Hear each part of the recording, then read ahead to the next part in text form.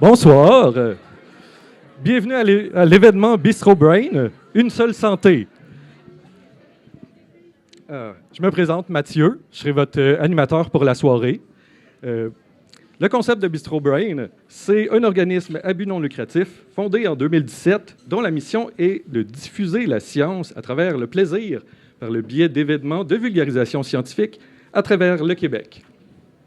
Pour ce soir, nous allons voir 6 présentations de 8 minutes, chacune suivie d'une période de questions de 3 minutes. On va avoir 3 présentations en premier, une petite pause de 10 minutes dans le milieu et ensuite 3 autres présentations. Restez attentifs, il y aura un quiz à la fin et une remise de prix.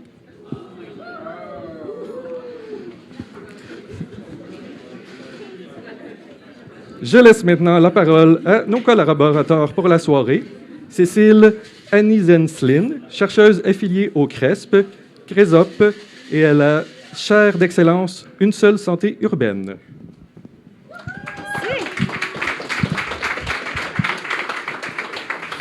Bonsoir tout le monde. Wow, merci d'être là en si grand nombre. Alors, ça me sort complètement de ma zone de confort d'être ici dans un bar pour parler d'une seule santé. Donc, je suis super contente. Donc, mon nom est Cécile Annie-Zenslin. Moi, je suis professeure à la Faculté de médecine vétérinaire et affiliée, comme on vient de le dire, à plusieurs des groupes, en fait, qui ont co-organisé cette soirée-là. Donc, on m'a demandé de faire un petit mot d'introduction pour vous souhaiter la bienvenue, mais aussi peut-être pour vous introduire très, très, très rapidement de quoi on parle quand on parle d'une seule santé. Donc, c'est vraiment bien de vous voir tous ici réunis parce que vous êtes certainement curieux. Peut-être vous êtes déjà convaincus qu'une seule santé, c'est quelque chose qu'il faut mettre de l'avant, qu'il faut faire, ou peut-être que vous venez pour explorer un peu qu'est-ce que ça veut dire. Donc, moi, personnellement, dans ma carrière, je suis vétérinaire de formation, épidémiologiste, mais aussi formée en santé publique. Et puis, je travaille sur des problématiques qui sont vraiment à l'interface de la santé des humains, des animaux et des écosystèmes. Je travaille beaucoup en prévention des zoonoses, qui sont les maladies qui se transmettent entre les animaux et les humains, beaucoup sur les maladies transmises par les tiques qui sont en émergence dans nos contextes, donc avec une très grande composante environnementale. Donc, l'approche Une seule santé, moi, ça fait partie de mon quotidien. Mais qu'est-ce que c'est finalement? Une seule santé, moi, j'aime bien le décrire comme à la fois une vision du monde et une approche. Donc, pourquoi une vision? C'est cette reconnaissance de l'interdépendance entre les santé humaine, animale et des écosystèmes. Avec les récents grands défis qu'on vit, on a eu la pandémie récemment, l'émergence de cet agent pathogène-là est aussi zoonotique avec un réservoir animal. Donc, ça nous renforce dans cette compréhension et cette reconnaissance que ces santés, au pluriel, sont intimement et étroitement liées, qu'on ne peut pas les considérer séparément. Puis pourquoi une approche? C'est qu'en fait, si on veut faire face à ces grands défis qui sont extrêmement complexes, là, j'ai parlé de la pandémie, mais on parle aussi de tous les enjeux de santé en lien avec les changements climatiques, par exemple, avec l'antibiorésistance, donc vous allez peut-être entendre parler éventuellement. Donc, comment on fait finalement pour les aborder dans toute leur complexité? Donc, on a développé cette approche-là qui veut briser ces silos-là, donc aborder les problématiques de façon systémique, dans leur ensemble, dans leur globalité, avec une approche très transdisciplinaire, donc avec différentes disciplines autour de la table, mais aussi différentes perspectives, décideurs, des citoyens, des parties prenantes, pour que chacun, que l'ensemble des savoirs, finalement, citoyens aussi autochtones, soient reconnus et intégrés, finalement, dans la façon avec laquelle on aborde ces grandes problématiques-là. Donc, voilà. Vous allez en entendre parler à travers différentes présentations aujourd'hui d'étudiants et d'étudiantes qui ont accepté de relever le défi. Donc, merci beaucoup à tous ces étudiants là, d'avoir vraiment accepté de le faire dans un contexte qui nous sort vraiment de l'ordinaire, nous, dans le milieu académique. Donc, j'aimerais quand même prendre le temps de remercier le peuple de l'Île-Noire pour nous accueillir ce soir et aussi l'organisation Bistro Brain qui a vraiment une mission de faciliter cette mobilisation-là des savoirs scientifiques. Donc, c'est vraiment super de nous recevoir aujourd'hui. Et puis, j'aimerais quand même mentionner que cette soirée-là a été co-organisée par des groupes, des centres, des acteurs d'une seule santé d'importance à l'Université de Montréal, dont le Comité des initiatives étudiantes du réseau de recherche sur la santé cardio-métabolique, le diabète et l'obésité, vous allez en entendre parler dans une seconde, le Centre de recherche en santé publique, le groupe de recherche en épidémiologie des zoonoses et santé publique, la chaire d'excellence en recherche du Canada Une seule santé urbaine et l'initiative Une seule santé de l'Université de Montréal. Donc, en conclusion, j'aimerais ça vous inviter à vraiment faire preuve d'ouverture d'esprit ce soir, de vous ouvrir à l'approche Une seule santé, de la découvrir, mais aussi donc de profiter évidemment des présentations des étudiants, mais de ne pas hésiter à aller leur parler aussi peut-être après pour poursuivre ces discussions-là autour d'un verre. Je ne porte pas bien mon micro, hein, mais j'espère que tout le monde m'entend bien. Et puis de profiter énormément de la soirée. Donc, je vais m'arrêter là-dessus. Je vous redonne la parole pour la présentation de la personne. Merci et bonne soirée.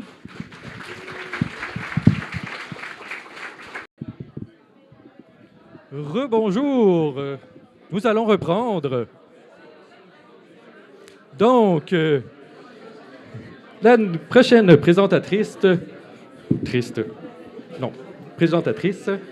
Mathilde Laverdière, étudiante à la maîtrise en environnement et développement durable à l'Université de Montréal, stagiaire sur le projet d'analyse de l'impact des éco-pâturages urbains sur le bien-être des personnes qui s'y impliquent, portée par la chaire d'excellence en recherche du Canada Une seule santé urbaine, elle est diplômée d'un bac en biologie environnementale à McGill et nous présente des moutons qui font du bien.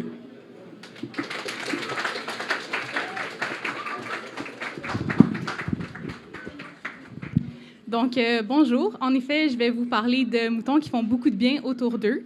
Et puis, pour commencer, je voudrais juste savoir, par main d'applaudissement, qui dans la salle a déjà entendu parler des moutons du Parc Maisonneuve? OK, quand même. Et est-ce qu'il y en a parmi vous qui auraient déjà eu peut-être l'envie de devenir bénévole, mais qui n'ont pas fait le saut, qui ne se sont pas encore impliqués complètement? Oui, OK. Fait que mon but aujourd'hui, c'est d'un peu vous convaincre que ça devrait vraiment être sur votre bucket list pour l'été qui s'en vient, en justement vous parlant du bien qu'ils font autour d'eux. Je vais commencer vite avec une petite histoire de Biquette, juste pour ceux qui ne les connaissent pas nécessairement. Mais Biquette, c'est un organisme à but non lucratif qui œuvre depuis 2016. Puis c'est eux qui sont en charge du troupeau qui se trouve au Parc Maisonneuve. Leur but, c'est vraiment de gérer le gazon d'une façon plus écologique, donc qui utilise moins de tondeuses, qui fait moins de gaz à effet de serre, et donc tout ça, c'est plus consciencieux pour l'environnement. Depuis 2019, ils sont installés de façon plus permanente, si on veut, au repère, qui est au nord du Parc Maisonneuve. Et vraiment, cet endroit-là regroupe, bien sûr, la bergerie avec tous les beaux moutons, comme on peut voir ici, mais ils ont aussi un poulailler, ils ont un potager, ils ont vraiment des jardins nourriciers. Il y a tout un espace où la communauté peut s'installer et où est-ce que vraiment les gens peuvent utiliser l'espace. Et puis, moi, j'ai eu la chance d'y passer une journée, juste un matin, pour un petit peu voir, quand j'ai repris le projet pour faire l'analyse. Et il y a vraiment comme une genre de magie dans l'espace, parce qu'on se sent vraiment bien. Donc, tu sais, c'est facile de dire qu'être là-bas, ça contribue au bien-être physique et mental des gens. Mais pour un article scientifique, mettons, dire « Ah, il y a comme de la magie, c'est vraiment génial », ça passe pas trop au conseil. Fait que moi, je me suis penchée sur le sujet pour vraiment faire ressortir c'était quoi les facteurs qui faisaient que ça créait du bien-être. Et puis, j'ai réussi à en déterminer 4. Donc, tout d'abord, les bénévoles, ils évoluent dans un environnement de travail extrêmement sain. Ils ont aussi la possibilité de pouvoir rompre avec le cadre urbain qui les entoure. Ils développent un fort sentiment d'appartenance à la communauté de Biquette.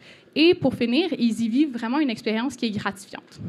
Puis là, je vous vois venir, vous devez être comme ça, c'est des beaux grands mots qui veulent peut-être rien dire. Concrètement, de quoi tu nous parles? Pour commencer, quand je parle d'évoluer dans un environnement de travail sain, je parle vraiment de la relation que les gens ont avec leurs collègues de bénévolat, avec les responsables qui sont en charge d'eux, avec tout ce qui les entoure. Et que tout ça, c'est vraiment un environnement qui est empreint de respect. Les gens développent des fortes relations de confiance entre eux, ce qui leur donne vraiment le plaisir d'évoluer dans une atmosphère détendue, où est-ce qu'il n'y a pas de pression de performance qui est mise sur les gens. Fait que c'est vraiment plus l'idée de ralentir, prendre la joie de faire ce qu'on est en train de faire, d'être dans le moment présent. Puis ça, vraiment, ça vient contribuer énormément au bien-être des gens parce que c'est pas une liste où est-ce qu'on doit cocher le plus de tâches. C'est vraiment juste de faire nos petites affaires, puis d'être sûr, puis de comprendre que peu importe ce qu'on a contribué, ça va être pris avec le sourire. Puis, aussi, l'environnement physique qui les entoure, c'est extrêmement sain à ce niveau-là. Donc, comme on peut voir, c'est plein de nature. déjà là, on a énormément de bénéfices d'être dans des espaces verts. En plus d'avoir le contact avec les moutons, ça amène énormément de bien-être aux gens, si on veut, au niveau juste de zoothérapie. Donc, il y a vraiment quelques bénévoles qui mentionnent que ce contact-là avec des animaux, autant comme remplis d'amour, de bonté, de bienveillance, ça leur fait vraiment du bien, puis ça en a aussi aidé quelques-uns à passer au travers de problèmes de santé, de troubles mentaux, puis ils sont vraiment ressortis de ça encore mieux grâce à Biquette.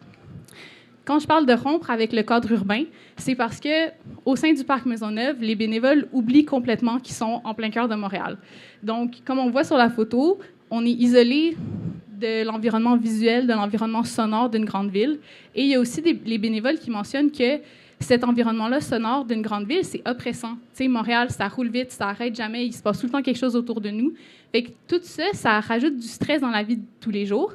Qu'une fois qu'on arrive au repère, qu'on fait cette coupure-là avec ce monde-là, qu'on prend une pause pour vraiment souffler, relaxer, être dans le moment présent, être apaisé par ce qui nous entoure, ça fait énormément de bien aux gens autour qui s'y impliquent. Quand on développe un sentiment d'appartenance, bien, Biquette, c'est une communauté très, très importante qui regroupe les bénévoles, les visiteurs, les moutons, vraiment tout le monde qui y passe en fait partie. Il y a d'importants liens d'amitié qui se tissent entre tout le monde. Les bénévoles vont passer du temps entre eux, des fois en dehors de leur chiffre de bénévolat. Les visiteurs vont revenir à des moments spécifiques de la semaine parce qu'ils savent que c'est à ce moment-là qu'un des bénévoles est présent sur le lieu. Les gens vont reconnaître les moutons, ils connaissent leur personnalité, ils leur parlent, ils vont les voir. T'sais. Tout ça, c'est comme ça fait vraiment que les gens se sentent à leur place.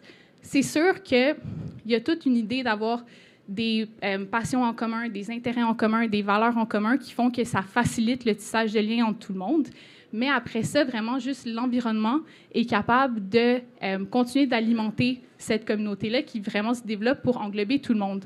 Puis ce qui est beau là-dedans, c'est que ça permet de justement lutter contre l'isolement de certaines personnes, soit juste l'isolement qui peut survenir en vieillissant, mais aussi l'isolement qui peut survenir en travaillant de la maison. Fait que les gens qui sont habitués d'aller au bureau, d'avoir leurs collègues, de les voir tous les jours, qui soudainement se retrouvent en télétravail, bien maintenant, ils ont aussi un environnement où est-ce que justement, ils peuvent aller parler avec d'autres personnes. Et puis, ça permet aussi d'unir des groupes démographiques qui ne se verraient pas tout le temps. Fait que vraiment, il y a une bénévole, à un moment donné, qui raconte comment, grâce à Biquette, elle a découvert qu'on peut vraiment se faire des amis de tous les âges. Puis moi, je trouve ça vraiment beau de justement pouvoir dire la seule chose qui nous sépare, c'est notre âge. Puis après, ben, on est vraiment devenus amis pour tout le reste. Et pour finir, quand je parle d'une expérience gratifiante, j'en parle vraiment à 3 niveaux différents. Donc, tout d'abord, la quasi-totalité des bénévoles qui ont participé à cette étude ont fait mention que leurs atteintes envers Biquette étaient soit atteintes, soit dépassées. Donc, déjà là, à la base, les bénévoles en retirent presque exactement ce qu'ils étaient allés y chercher. Donc, déjà là, c'est gratifiant d'être comme « Hey, ce que je voulais avoir de cette expérience, c'est exactement ce que j'ai reçu. » Après ça, les bénévoles qui sont continuellement en train d'apprendre quand ils sont chez Biquette, soit sur ce qu'ils sont en train de faire, fait que sur les techniques d'agriculture urbaine, ou soit sur la gestion de troupeaux de moutons, mais aussi sur eux-mêmes. Puis d'en apprendre sur soi-même, ça permet un épanouissement personnel à un autre niveau. Fait qu'il y a des bénévoles, justement, qui se disent « Ah, ben avec cette expérience, j'ai sorti de ma zone de confort, j'en ai appris sur moi-même, j'ai développé des nouvelles compétences. Tu sais, je suis allée plus loin que ce que je connaissais déjà, et ça aussi, c'est extrêmement gratifiant. » Et pour finir, le point qui est aussi extrêmement gratifiant pour les gens, c'est tout l'aspect comme interaction sociale avec les visiteurs. Donc, les bénévoles vont être les premiers à vous le mentionner quand il y a des visiteurs qui tombent par hasard sur les moutons, qui ne s'attendaient pas à les croiser. Tu sais, les yeux deviennent super grands, les gens sont émerveillés, ils sont comme « Mais voyons, qu'est-ce que vous faites ici? Qu'est-ce que c'est ça? » Puis cette réaction-là des gens, ça fait du bien aux bénévoles qui sont comme « Oui, oui, on est ici, on s'occupe de moutons, on est en plein cœur de Montréal, regardez comment c'est cool. » Puis l'autre aspect qui est vraiment gratifiant avec les visiteurs, c'est qu'il y a énormément de personnes qui passent par le repère et qui remercient les bénévoles d'être là, de permettre à Biquette d'exister, de s'occuper des moutons. Donc, d'être sur la première ligne pour voir l'impact qu'on a sur des gens, qu'on est vraiment capable de contribuer à quelque chose de plus grand que juste nous, tu sais, ça donne vraiment un sentiment, on est heureux de faire ça, on est heureux de continuer de s'impliquer. Puis là, je vous vois venir, vous devez être comme... Là, tu nous caches des trucs, Mathilde, c'est extrêmement rose le portrait que tu nous fais. Ça peut pas être aussi beau que ça. Ce à quoi je dis, OK, je vous cache des petits trucs, mais rien de grave. Donc, c'est sûr que c'est du travail physique. On est avec d'autres personnes. Il peut y avoir des accrochages des fois avec les visiteurs, avec les bénévoles sur comment gérer les moutons. Il peut aussi avoir des journées de pluie. Puis là, je peux vous garantir que votre 3 heures dans le parc, les chaussettes mouillées, il est peut-être vraiment moins le fun qu'une belle journée ensoleillée. Mais de manière générale, les gens, le positif qui ressort de ça est largement supérieur à n'importe quel aspect négatif qu'il peut avoir. Et donc, oui, tu as les chaussettes mouillées, mais tu as quand même le sourire aux lèvres pour le reste de la journée. Puis pour finir, je voudrais juste parler que moi, le projet sur lequel j'étais, c'est vraiment par rapport au bien-être, à la santé humaine. Mais il y a plein d'autres avenues qui peuvent découler justement de Biquette parce que justement, on peut aller voir le bien-être du troupeau en tant que tel, le bien-être de l'environnement au complet, tous les enjeux qu'il y a en termes de gouvernance d'un projet comme ça au sein d'une grande ville. Puis c'est un peu les plans que la chaire de recherche aimerait peut-être pouvoir développer. Et donc, pour finir, j'aimerais aussi surtout remercier les bénévoles qui ont participé à cette étude, qui nous ont parlé de leur expérience, parce que c'est grâce à eux qui ont témoigné que moi, j'ai pu m'asseoir devant ce qu'ils ont raconté, lire, relire, relire, et pouvoir justement établir les 4 facteurs dont je vous ai parlé aujourd'hui. Et puis, si vous voulez en savoir plus sur Biquette, j'ai le code QR de leur site Internet et leurs réseaux sociaux. Et c'est ce qui m'amène à la fin de ma présentation. Merci beaucoup.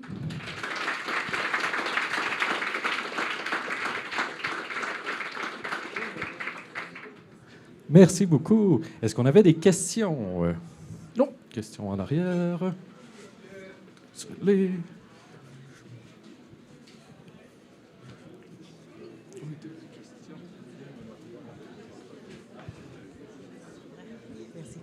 Allô.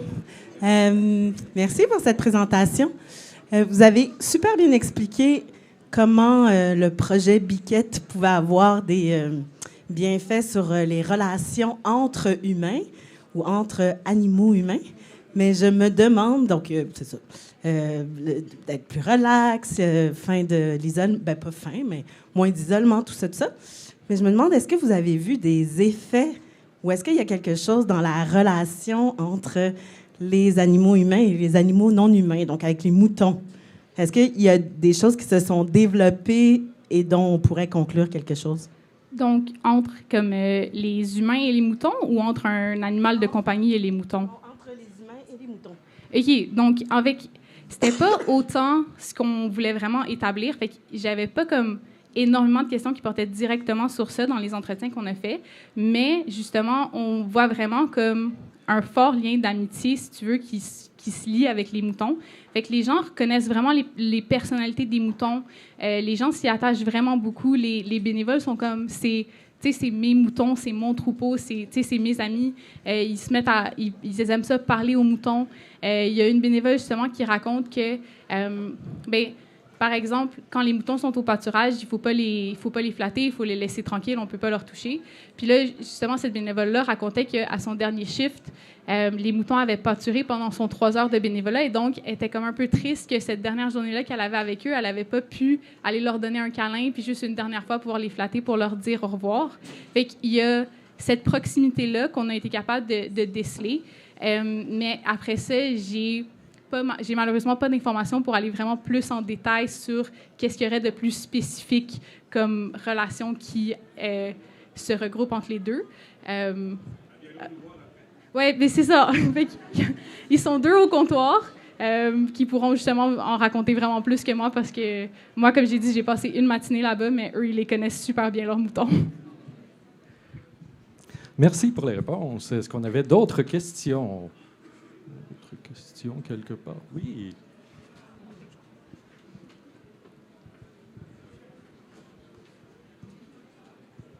Oui, bonsoir. Alors, de ce que j'ai compris, c'est que naviguer dans l'écosystème avec les biquettes fait du bien pour différents éléments. La question que je me pose, c'est en milieu urbain, qu'est-ce qui fait qu'on est bien? Alors, je sais pas si... Qu'est-ce qui fait qu'on est bien dans le cadre urbain ou... Ouais. Ça, c'était malheureusement pas vraiment dans le contexte de ce que j'étudiais parce que c'était vraiment plus l'éco-pâturage qui se retrouve à être dans le cadre urbain. Et là, comment est-ce qu'au sein de l'éco-pâturage, on a du bien-être? Parce que la question derrière cette même question, c'est finalement comment est-ce qu'on fait pour être mieux ou bien en ville, en fait. Et voilà, c'est ça. Ouais. J'entends que c'est pas l'objet de la Ouais, recherche. pas C'est plutôt ciblé sur ce projet-là. Et je me dis, mais est-ce qu'il faut plus de biquettes en ville? Enfin, tu sais. Mais moi, j'aurais tendance à dire oui. Je pense que un des trucs vraiment importants à soulever aussi, c'est que juste la présence d'espaces verts dans le milieu urbain contribue énormément au bien-être des gens.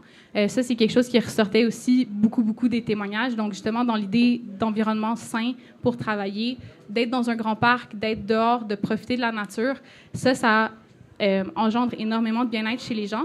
Donc, en dehors de vraiment ce que moi j'ai regardé pour Au sein de Biquette, j'aurais tendance à dire que pour augmenter le bien-être dans les villes, ce serait d'augmenter les espaces verts qui se trouvent en ville.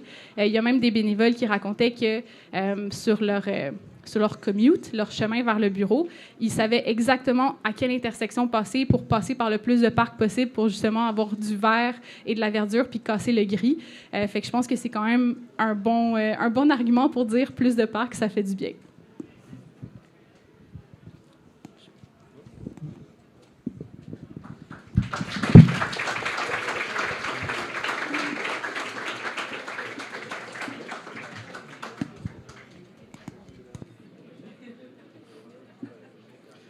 Donc, notre prochain présentateur, Simon Chioini, est compositeur et chercheur en musique. Son travail explore les relations entre les lieux qui nous entourent, l'écoute et la création musicale. Inscrite dans le champ de recherche-création. Sa démarche mobilise données scientifiques, prises de son, visualisation et dispositifs électroniques pour interroger nos manières d'habiter le monde. Il nous présente la création sonore face à la crise socio-écologique.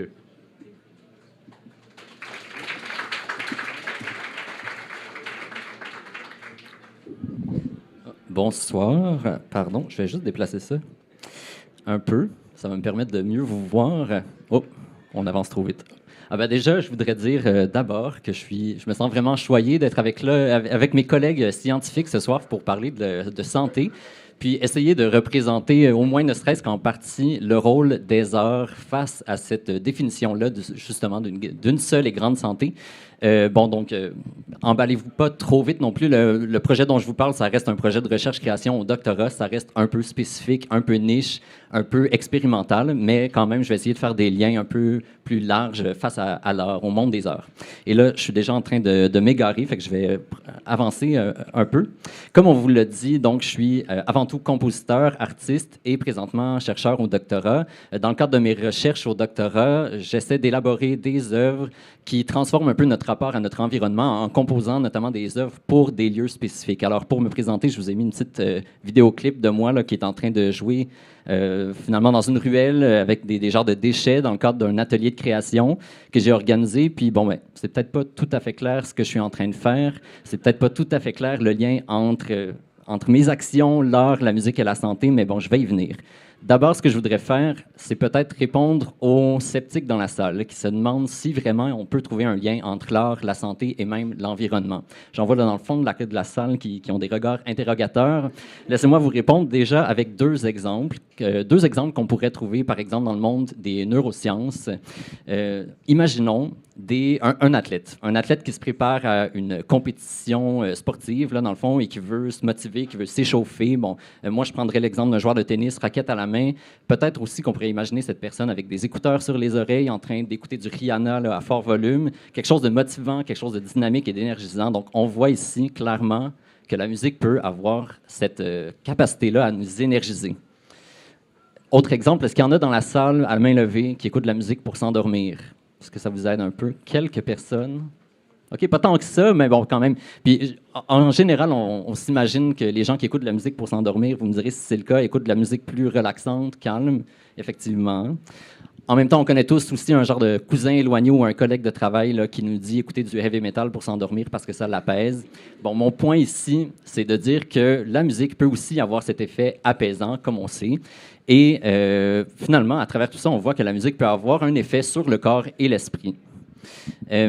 Par contre, si on parle de santé, là où je veux aller, c'est que finalement, la définition de la santé aujourd'hui peut inclure autre chose que le corps et le cerveau. Ça peut aussi inclure les rapports sociaux, ça peut aussi inclure la qualité de nos milieux de vie. Et si on parle de ça, donc dans le fond, on touche ici à la question environnementale. Et évidemment, aujourd'hui, on vit une crise climatique qui nous touche tous, une crise qui affecte nos milieux de vie. Et moi, en tant qu'artiste, en tant que musicien, ça m'a amené à me poser la question, comment est-ce que la musique peut-elle transformer notre rapport à l'environnement? Et où est-ce que j'allais en venir avec ça? Oui, c'est ça. Excusez-moi, j'essaie d'aller vite. Donc, oui, si on veut transformer notre rapport à l'environnement, déjà, il faudrait peut-être se questionner sur qu'est-ce que ça veut dire l'environnement, qu'est-ce que c'est l'environnement. Et ce qu'on peut se dire, c'est que dans notre société occidentale, en général, on a tendance déjà à dissocier nature et culture. Pour de nombreux philosophes, sociologues, anthropologues, là, ça fait longtemps en fait que ça a été démontré, l'être humain dans notre société a tendance à agir dans un rapport même de domination face à la nature. Et ça mène à des conséquences très graves, là, comme la pollution, la perte de la biodiversité, la dégradation des écosystèmes, etc. On en est bien conscient. Et finalement, on voudrait répondre à ça. Une des choses qu'on peut faire pour répondre à ça, premièrement, ce serait de se dire, il faut changer notre manière de penser. La première chose à faire, ce serait de sortir de cette idéologie-là où on divise nature et culture. C'est là qu'entre en jeu la pensée écologique, qui nous présente plusieurs dimensions comme étant interreliées. Dans la pensée écologique, si on parle d'environnement, par exemple, on va penser donc à un écosystème, à sa faune, sa flore, à l'atmosphère, mais ça inclut aussi, évidemment, l'être humain qui habite dans cet environnement-là. Ça inclut même les constructions humaines qui sont réalisées à partir des matériaux, des ressources qui entourent l'humain dans cet environnement. Donc, évidemment, ça inclut la société. La société, ce sont les rapports sociaux, les activités sociales, la politique, bref, c'est comment on interagit entre nous. Et finalement, tout ça est aussi influencé par la subjectivité, c'est-à-dire nos idées, nos désirs, nos valeurs, notre imaginaire. Bref, c'est comment on perçoit le monde qui nous entoure. Si on change notre manière de percevoir le monde, on affecte la société. Et si on affecte la société, on aura un impact probablement sur notre environnement. J'en arrive donc finalement au rôle de l'art et de la musique là-dedans. On peut s'imaginer bien sûr que l'art, ça a une portée justement d'expression, une portée existentielle qui va nous amener à transformer notre manière de voir le monde. Et donc, je vais vous donner 3 exemples d'approches en musique élaborées dans le cadre de mon doctorat. La première, elle est facile à saisir, c'est l'approche de l'imaginaire. Vous avez sans doute une petite idée de ce que c'est. Là. Depuis toujours, en fait, les musiciens se sont inspirés des sonorités de la nature pour composer de la musique. Qu'on pense, par exemple, aux chants des oiseaux qui ont servi à écrire de multiples mélodies. Mais ça peut aller encore plus loin, finalement. Aujourd'hui, par exemple, avec les nouvelles technologies, comme, par exemple, des petites enregistreuses portatives, comme j'ai dans la main, là, ici. Ça, c'est ma première enregistreuse à moi, un peu désuète, mais je l'aime encore beaucoup. Elle m'a servi à enregistrer plusieurs paysages sonores. Le paysage sonore, ça, c'est un peu comme une photo ou une carte postale, mais sonore, finalement. Et aujourd'hui, on pourrait utiliser ça comme un matériau pour la composition ou la création artistique à travers l'édition, le montage. On peut imaginer des paysages sonores, peut-être même des paysages carrément utopiques. Donc, l'imaginaire nous sert à se relier au monde à travers la création. L'autre approche que je veux vous présenter, c'est ma préférée, c'est celle de l'immersion. L'immersion, dans le fond, c'est la création sonore, mais directement sur le terrain. Alors ici, je vous montre des photos là, de moi qui se prépare à sortir sur le terrain avec mes micros accrochés sur ma casquette, pourquoi pas. Ça fonctionne. Bon, ça a l'air un peu fou peut-être, mais en même temps, moi, quand je me promène comme ça avec mes micros puis mes écouteurs, je me sens vraiment immergé dans le monde qui m'entoure. J'entends même des choses que j'aurais jamais aperçues autrement. Finalement, la création sonore ou l'écoute, dans ce cas-ci, sert à me rapprocher un peu plus de mon milieu. Mais ça peut aussi aller plus loin. Hein? Au-delà d'exercer l'écoute, on peut même vouloir participer nous-mêmes au paysage sonore qui nous entoure. Et là, j'en arrive à ma ruelle du départ. Ici, on voit, je suis en train d'organiser une petite performance avec des collègues là, dans une ruelle du quartier Chabanel, dans le nord de la ville. On a amené avec nous des haut-parleurs portatifs, des micros, des synthétiseurs, toutes sortes de choses qui nous permettent d'interagir avec le lieu. Et pendant la performance, on est constamment à l'écoute, on est constamment en interaction. Finalement, l'action transforme notre perception dans une genre de boucle cyclique là, ici, que vous pouvez imaginer aussi. Voilà, donc ça, c'est pour l'immersion. Et dernière tactique dont je voudrais vous parler, c'en est une qui est un peu plus proche du monde de la science, c'est celle de la sonification. Et la sonification, dans le fond, c'est la transformation de données numériques, des mesures, en son, Alors, par exemple, ici, on a un beau graphique qui représente la variation des températures du pergélisol autour du village de Tassiuiac, au Nunavik, dans le Grand Nord du Québec. Et sur 30 ans, bon, c'est dur à voir comme ça de loin, mais si on observe de près, vous allez pouvoir constater une augmentation de la température du sol. Ici, on a un beau graphique donc, qui nous permet de comprendre, de visualiser des données. Les données, en fait, par contre, ce sont des milliers de lignes de chiffres. Et si on les lisait comme ça, on n'aurait aucune idée vraiment de l'ampleur que ça a. Donc, le visuel, le graphique nous sert à représenter ces données-là, mais on pourrait vouloir représenter les données d'une autre manière, par exemple, à travers le son. C'est ce que j'ai fait dans un projet où, finalement, les données numériques ont été transformées en notes de musique pour la création d'une pièce pour un ensemble de 15 musiciens et chanteuses mezzo-soprano. Ici, quand les musiciens jouent la pièce, dans le fond, ils interprètent mon interprétation des données. Et puis, cette pièce-là a été jouée devant un public, elle a été enregistrée, transformée en vidéo. Quand on écoute la pièce, finalement, on entend une interprétation des données.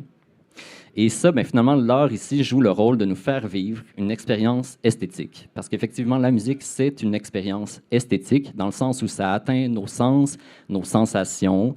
Et c'est une expérience, au-delà d'être esthétique, c'est une expérience même existentielle qui est fondamentale au vécu humain. La musique peut nous permettre d'exprimer des idées, d'augmenter notre ressenti, de même remettre des choses en question. Alors, dans ce sens-là, faire de la musique en lien avec l'environnement, ça nous permet de renforcer notre lien avec l'environnement et ça pourrait même peut-être favoriser l'éco-résilience. Alors, je vous laisse avec mon contact et pour les personnes qui écouteront ça à la maison plus tard, c'est le temps de faire pause pour des références bibliographiques. Merci beaucoup.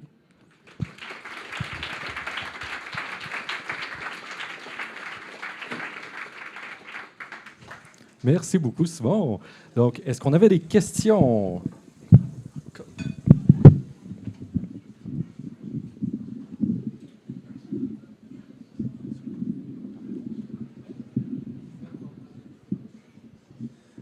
Bonsoir, merci pour la présentation. Oui. Moi, j'avais un peu un aspect, quand tu dis que tu convoques l'imaginaire, là, comme ça, là, les gens, systématiquement, s'imaginent plus genre un environnement naturel.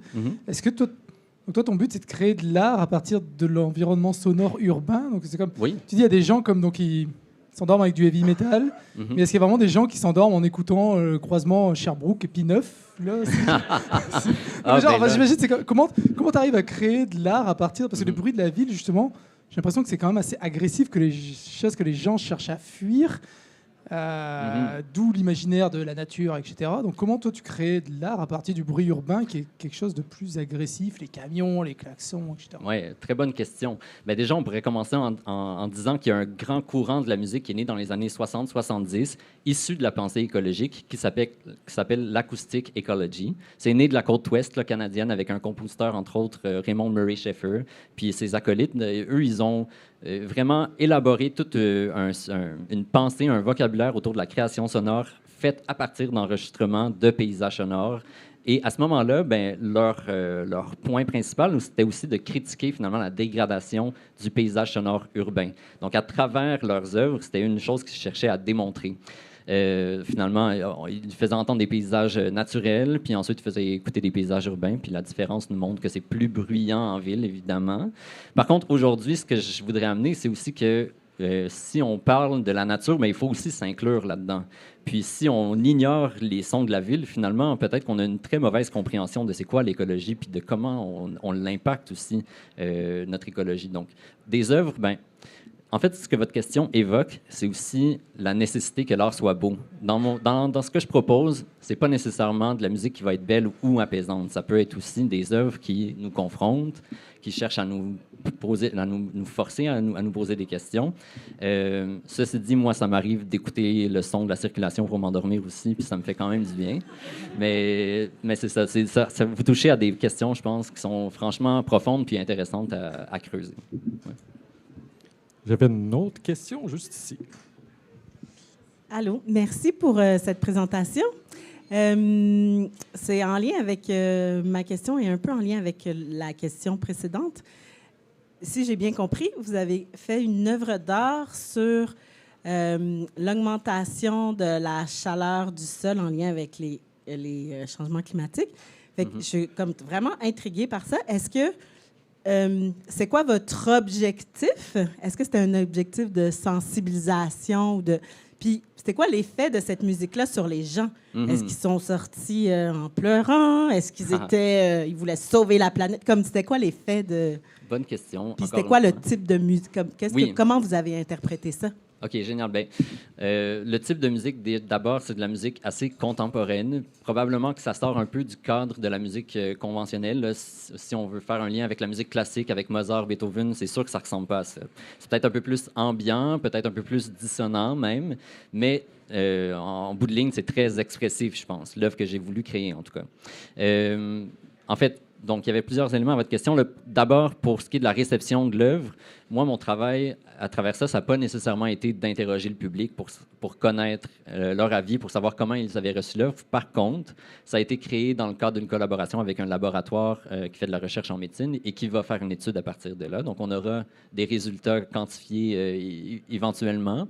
Je pense que, de ce que j'ai compris des témoignages, l'œuvre fait quand même son travail d'amener l'attention face à un phénomène qui est ignoré, qui est imperceptible aussi. C'est un des avantages de la sonification quand on parle de l'évolution de la température des sols. C'est pas à l'échelle humaine, c'est quelque chose qu'on ne pourrait jamais percevoir.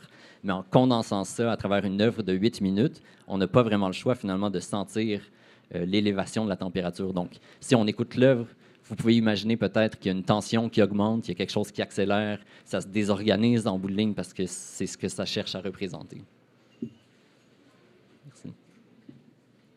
Merci pour les questions. Donc... Merci.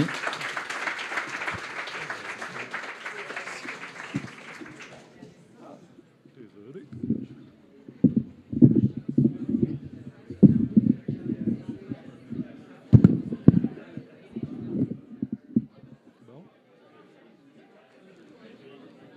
Bon. Donc, prochaine présentatrice... Katia Oubouchou est étudiante en 2e année de doctorat en sciences de l'activité physique à l'Université de Montréal. Nous présente « Peut-on améliorer le diabète avec la chaleur? »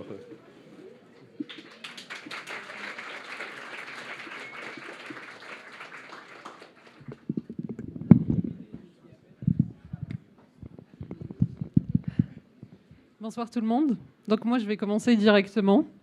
Quand je vois la planète qui ne cesse de se réchauffer, la première pensée qui me vient en tête, c'est on va tous mourir. Donc ça, c'était pour bien clôturer la soirée. C'est pour ça qu'on m'a mis en dernière position. Mais je suis quand même quelqu'un d'optimiste. Et vous allez voir, ma présentation, ça va être le cas à la fin. Donc maintenant que j'ai l'attention de tout le monde, qui dit chaleur, dit vague de chaleur. Et les vagues de chaleur, c'est plusieurs journées consécutives, anormalement chaudes. Et ça, ça a un impact direct sur notre santé. Parce qu'en fait, ça augmente le risque de maladies cardiovasculaires. Ici, je vous disais qu'on pouvait s'adapter à la chaleur. Je ne sais pas qui d'entre vous a déjà couru un marathon ou est en pleine préparation de marathon. Levez la main. Ok, je m'attendais à ça. C'est positif, c'est un peu ce que je recherche. Donc, pour les personnes qui n'ont pas couru le marathon, vous n'allez pas vous lever du jour au lendemain. Donc, non, plutôt, pardon, je m'excuse. Vous n'allez pas vous lever le matin d'une épreuve de marathon puis vous dire « Allez, go, aujourd'hui, je vais courir le marathon ». Non, ça va être trop difficile. Vous allez courir quoi? 2 km, 3, vous allez être essoufflé. Pardon. Vous allez être essoufflé et vous allez vous arrêter. Donc, vous n'allez pas pouvoir continuer. Vous allez plutôt préparer ça en avance avec un programme qui va vous permettre, en fait, de vous adapter. Donc, un programme progressif. Et là, on peut voir le programme que j'ai suivi avec mes collègues de 22 semaines et qui nous a permis de nous entraîner l'année dernière pour notre tout premier marathon. Donc... Ici, je vous disais que la chaleur, c'est un peu comme le marathon. Donc, voyez le marathon comme la chaleur. Puis, on a un programme. Donc, là, ça serait la thérapie par la chaleur qui va nous permettre, en fait, de s'adapter. Donc, pour le marathon, ça serait à l'effort. Et pour la chaleur, c'est à la chaleur. Donc, au centre hippique, dans notre laboratoire, nous, c'est un peu ce qu'on explore. Donc, on a une chambre climatique. Là, par exemple, elle est à 39,7 degrés. Et ça nous permet en fait d'exposer les gens dans un environnement chaud. Là, par exemple, on peut exposer la personne en faisant du vélo ou en marchant sur un tapis roulant pendant plusieurs séances durant la semaine. Mais ça, c'est un peu la particularité qu'on a au labo, et c'est pas tout le monde qui a une chambre climatique. Mais si je vous disais qu'on pouvait s'adapter autrement, avec un truc tout simple, c'est la thérapie par la chaleur, avec le sauna, ou encore des bains chauds, ou encore des bains de pieds chauds. Et on a voulu aller plus loin avec le laboratoire. Et on s'est demandé si la chaleur, est-ce que la chaleur peut-elle faire plus que nous permettre de nous adapter? Et au centre hippique, c'est là où se situe notre laboratoire. C'est un centre qui permet en fait aux patients Désolée, je stresse tout le temps lors des présentations. Donc, qui permet en fait aux patients de s'entraîner puis avoir de meilleures habitudes de vie. Et il faut savoir qu'au centre hippique, on a des patients avec des facteurs de risque, puis des patients avec des maladies cardiovasculaires. Et un des facteurs de risque cardiovasculaire, c'est le diabète de type 2. Il faut savoir que ces personnes-là, c'est les plus vulnérables à la chaleur. Et qu'est-ce que je veux dire par plus que s'adapter? Imaginons qu'on utilise la chaleur comme un moyen qui permettrait à ces personnes d'améliorer leur santé et donc réduire leur risque de maladies cardiovasculaires. Et pourquoi s'intéresser aux personnes avec un diabète de type 2 ? Parce qu'on a deux catégories de patients au centre hippique, et c'est pour ça qu'on s'est intéressé à ça. On a par exemple Luc qui, lui, s'entraîne 3 à 4 fois semaine. Il vient souvent nous faire des petits coucous au laboratoire. Et après quelques mois, on a vu son diabète s'est amélioré, ce qui fait que ça réduit son risque de maladie cardiovasculaire. Par contre, on a des personnes comme Frédéric qui, lui, par contre, venait le premier mois, puis après ça, on ne l'a plus revu. Ce qui fait qu'on l'a appelé, on lui a demandé qu'en était-il par rapport à sa santé. Donc son diabète ne s'est pas amélioré, ce qui fait que lui, il a un plus gros risque de maladie cardiovasculaire. Donc c'est à cause de personnes, ou plutôt grâce à des personnes comme Frédéric, qui, eux, n'arrivent pas à suivre un programme d'exercice de façon régulière, parce qu'on le sait, faire de l'activité physique, ça améliore le diabète. Est-ce qu'on ne pourrait pas trouver une autre alternative qui permettrait d'améliorer, mais qui n'aurait pas, bien sûr, les mêmes améliorations qu'on a avec l'activité physique? Améliorer le diabète avec des bains de pieds chauds. Et c'est un peu ce que j'essaye d'explorer, ce qu'on essaye d'explorer avec mon projet de recherche. Donc, c'est des bains de pieds chauds, c'est une intervention de 12 semaines à domicile, donc un programme. Donc, comme vous pouvez le voir sur le tableau, c'est progressif. On commence avec, durant la première jusqu'à la 3e semaine, de 3 bains de 45 minutes durant la semaine. Puis après, ça augmente progressivement jusqu'à la 10e et 12e semaine, donc les 2 dernières semaines, où on se retrouve à une fréquence de 5 bains d'une durée de 60 minutes. Okay ? Et ça, c'est un peu notre programme pour s'adapter. Il faut savoir que les bains de pieds sont à 42 degrés et on évalue en fait 3 aspects au début et à la fin de l'intervention pour voir s'il y a des changements ou des améliorations. Et je vais vous parler de ces aspects-là tout de suite. Donc on a l'aspect vasculaire. Il faut savoir que chez les personnes avec un diabète de type 2, ils ont une circulation sanguine qui est moins bien. Ce qui fait qu'on s'attend qu'après une immersion des bains de pieds chauds, donc notre intervention, ça a amélioré la dilatation des vaisseaux, puis ça améliorerait la circulation de sang. D'un aspect métabolique, chez les personnes avec un diabète de type 2, il faut savoir que l'insuline, elle fonctionne moins bien, ce qui fait qu'on retrouve plus de glucose au niveau du sang et elle est moins utilisée au niveau de la cellule. Donc après l'intervention, on s'attendrait à ce que l'insuline fonctionne d'une meilleure façon, ce qui va permettre en fait au glucose d'être utilisé par la cellule et donc moins de glucose au niveau du sang. Et d'un aspect de thermorégulation, On s'attend à ce que... faut savoir que les personnes avec un diabète de type 2 ont du mal à gérer la chaleur. Donc, ont du mal à se refroidir. On s'attend à ce qu'après l'intervention, ça leur permettrait de mieux se refroidir, donc mieux suer et diriger le sang vers la peau. Donc, dans un monde qui est de plus en plus chaud, des personnes avec un diabète de type 2 qui seraient plus à risque aux vagues de chaleur. Est-ce qu'une thérapie par la chaleur, qui serait des bains de pieds chauds, un programme qui durerait peut-être 2 semaines, améliorerait leur santé et diminuerait en fait leur risque de maladie cardiovasculaire? Mais il faut savoir que tout ça, ça reste des hypothèses, car le projet est toujours en cours. Mais ce qui est sûr, c'est que mes participants sont plus que satisfaits par l'intervention. Et si jamais j'avais fait ça, en plus, si jamais vous n'avez pas vu ce qu'il avait écrit, mais Roberto, par exemple, lui, il aime les bains de pieds chauds. Et je vous promets, je ne l'ai pas forcé. Et on revient au marathon. Donc vous pouvez voir ici, il y a moi et mes collègues, après avoir suivi le programme des 22 semaines dont je vous ai parlé tout à l'heure, et de l'avoir suivi progressivement, le marathon est devenu possible pour la toute première fois, et on est arrivés tous les 4 à la ligne d'arrivée en même temps. Donc, je vous vois tous rire là maintenant. Mais ça serait peut-être une intervention qui serait simple et efficace, puis qu'on peut tous faire, et ça nous permettrait de nous adapter. Puis mon directeur ici présent, je suis sûre que lui, il serait ravi de vous passer des bains de pieds chauds qu'on a au labo pour pouvoir essayer l'intervention. Hein, Daniel ? Et c'est pas du tout sponsorisé par notre labo. Donc, merci tout le monde et merci de m'avoir écouté.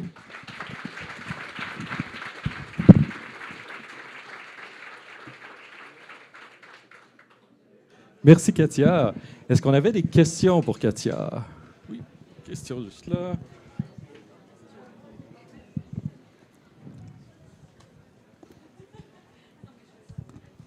Oui, merci. Super belle présentation. Ça serait quoi, selon toi, les mécanismes biologiques qui peuvent causer cette amélioration-là par les bains de pieds chauds? Les mécanismes biologiques? Oui.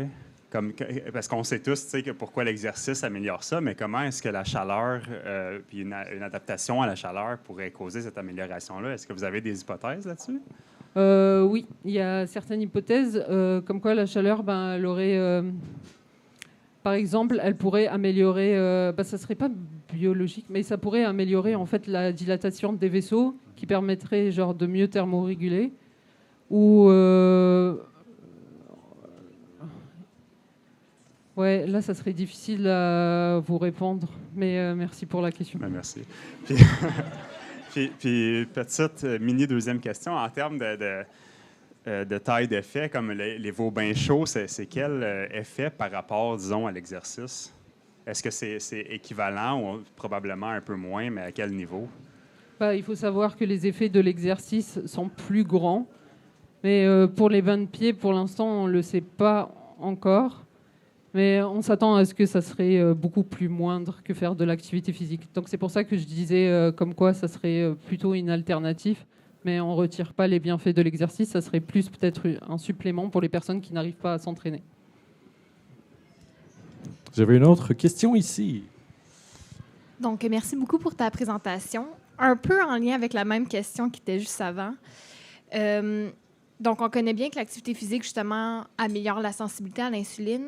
Mais avec la chaleur, est-ce qu'on a des récepteurs à l'insuline qui sont thermosensibles ou des transporteurs au glucose qui sont thermosensibles qui pourraient appuyer votre hypothèse, en fait? Oui, il y a beaucoup d'études qui ont été faites chez l'animal où il y avait les HP60, je ne me rappelle plus, mais en gros, qui avaient un lien avec ça. Mais par contre, ça a été fait que chez des animaux. Et chez l'être humain, il y a une étude ou 2 études qui ont fait ça. Puis on ne sait pas si cet effet-là serait le même qu'on voit chez les animaux que chez l'être humain, parce que chez les animaux, on les exposait à des températures qui étaient à 50 degrés, alors que là, c'est des bains de pieds à 42 degrés. Puis c'est pas la même... Mais il il n'y a pas encore d'études en cours qui l'a démontré chez l'être humain. C'est un peu ce qu'on recherche à savoir ici, surtout avec cette population-là. Bon, donc merci pour les questions et les réponses.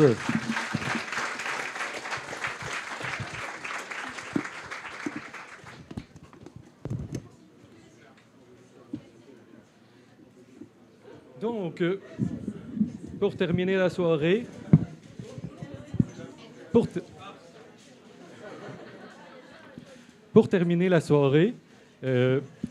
on tient à remercier premièrement le public, vous. Merci beaucoup. Merci beaucoup d'avoir été là. J'espère que vous avez eu du plaisir.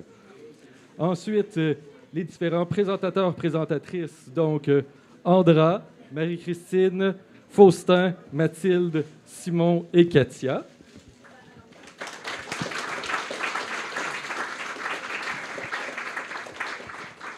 On remercie aussi les bénévoles Bistro Brain, à l'accueil Nesrine et Justine, à la captation Lucille, au son Alexia, à la coordination Isabelle et moi-même à l'animation.